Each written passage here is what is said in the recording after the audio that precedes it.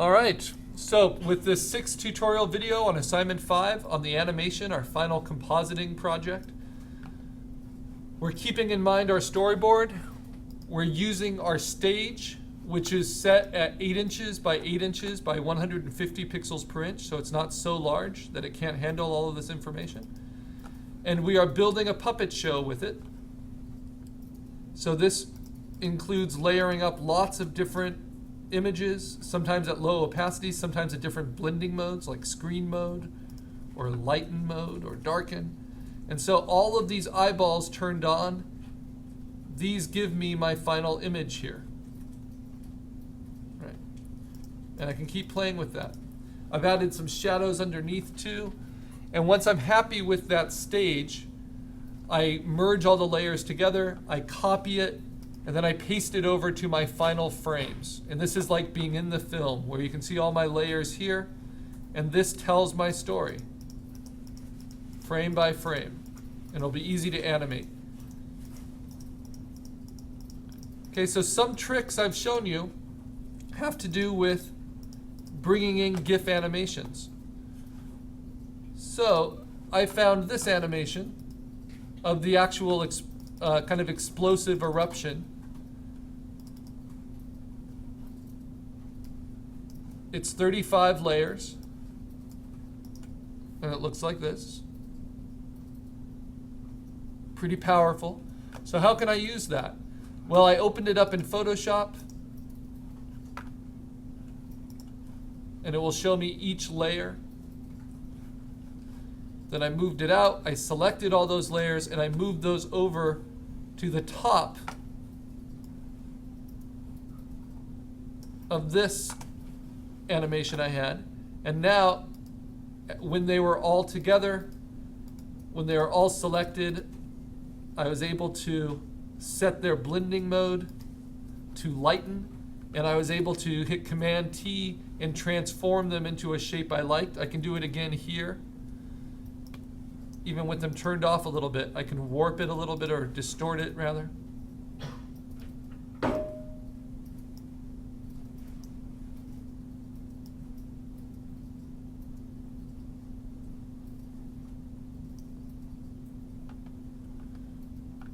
Something like that. And this gives me a lot of frames all at once that kind of work together.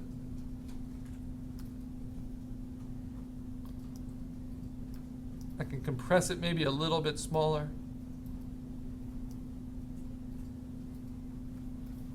All right, so now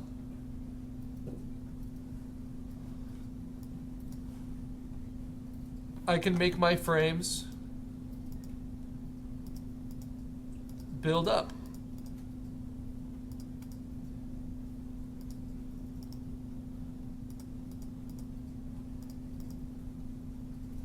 Bigger and bigger by adding in these layers, right? But here's the issue. Maybe I'm not sure exactly how I want them to work. So instead of bringing them over frame by frame, I'm actually going to add these directly to my frames.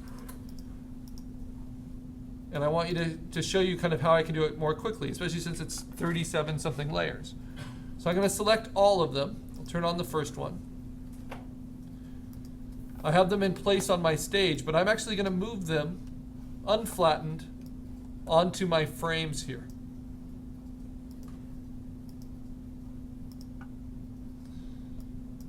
Okay, so here they are. I need to make sure I can find them. So let me turn on the top and bottom one.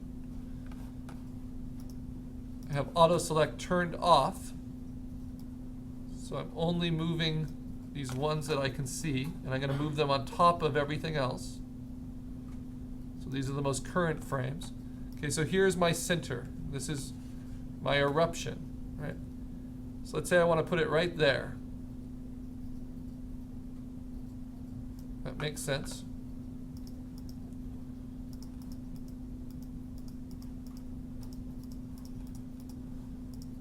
Okay, now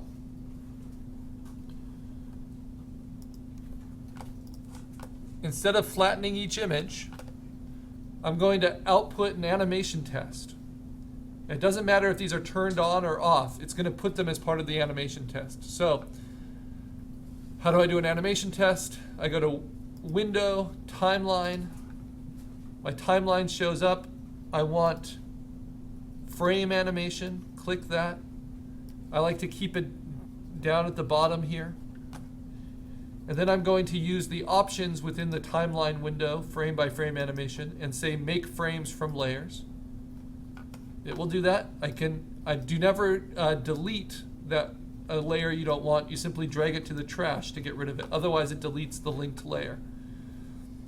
So here I can go frame by frame and see my animation.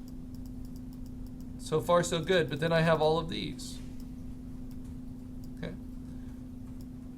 So what I'm going to do now is I'm going to start merging these with my frames layer by layer. So when you click on a frame, it will show you with the eyeball what layer is on, but you can program it. So I'm going to turn on my last layer here, and then I'm going to turn this on. And I can play with a different layering of it. So maybe I want kind of the steam here.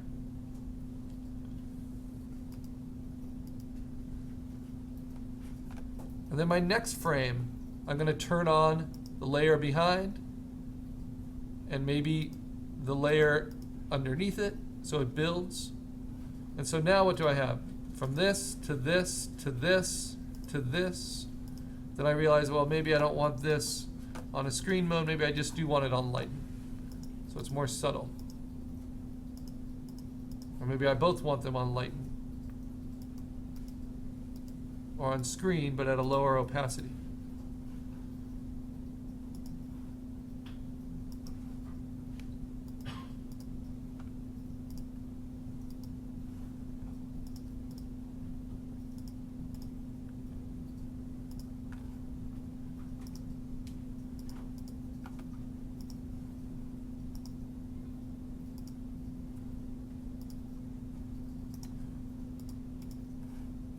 And this way I can add them in a lot faster than just having to flatten them and copy and paste them over. And I can kind of see how they're working together.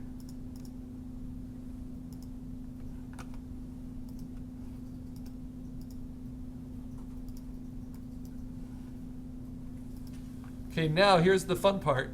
If I know I want this one to always be on screen, the screen blending mode, and I want this to be on every layer coming up. Now I can just select, that's layer 16. Now I can just select every remaining layer, turn on layer 16 for that layer, put it on screen mode for that layer, and put it on the slightly lower opacity. And now as I build up, that one will already be programmed in.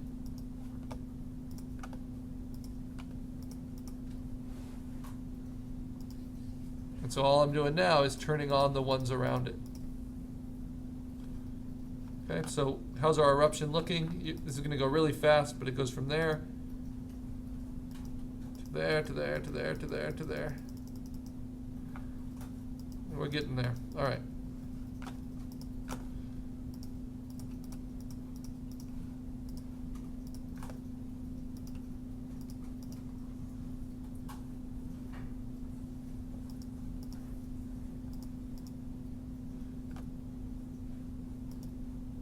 Just to get some flicker, I'm going to turn some off and some on at different points. That doesn't seem to give me too much variety. Yeah, I don't like that.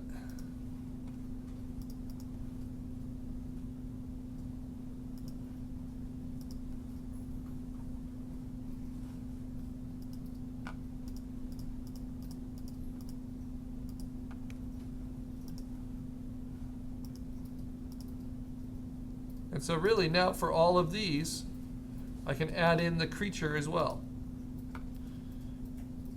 So what does that give me? Well, when I animate it, let me do a quick animation test here. Select all of them. Set a timing. Even though I'm going to adjust this timing, I'm going to start with 0.03. Play it through forever. Let's see.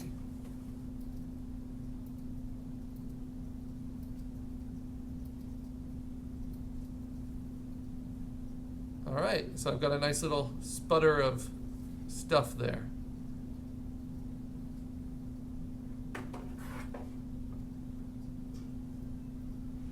The focus moves from him moving to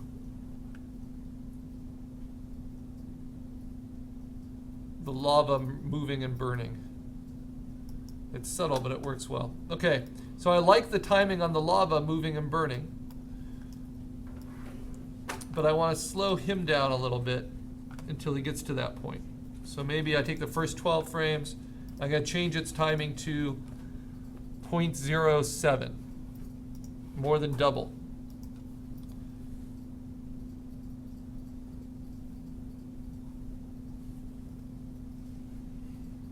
And then maybe I want to change this camera move, this zoom, and make it a little bit slower.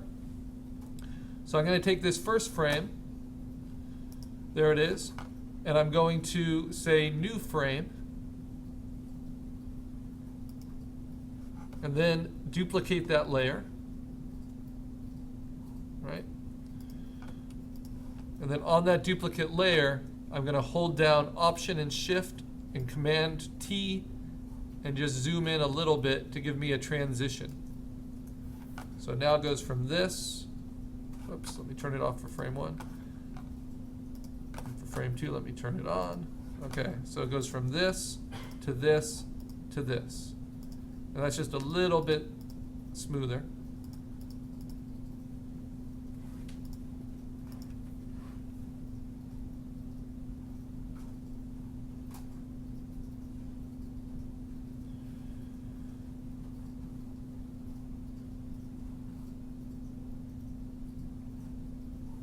Okay, now I've got a lot of frames and I've got a lot of animation happening. And I have a lot that's not, now I have a lot of things programmed in, and maybe it gets a little confusing. So this is the trick I love. Go to the very top frame, and instead of making frames from layers, you're now going to say flatten frames into layers. And it will take your programmed animation, no matter what it is, and it will turn it into frames. So frame 1 through frame 49. And now I can select all of the others and delete them and still have my animation work perfectly the way I wanted it.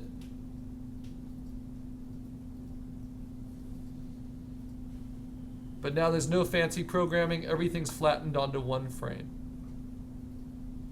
Okay, so now I'm going to try to finish this off through just frames so you can see that approach. And to do that, I want to get to some of these lava flow animations now. There's this one.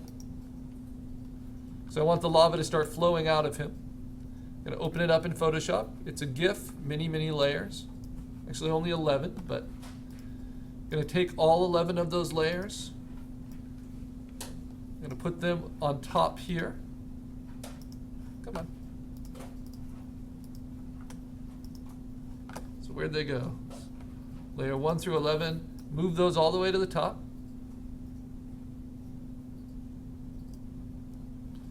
Now, while they're all selected, I can transform them. I can make them a lot bigger, because this GIF is not a very high resolution. And I can work with it and blend it in, probably by playing with the blending mode.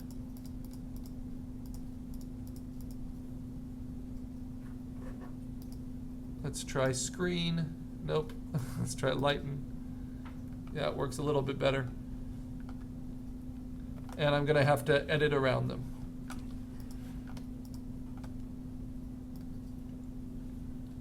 So I'm going to pick kind of this big area. There we go.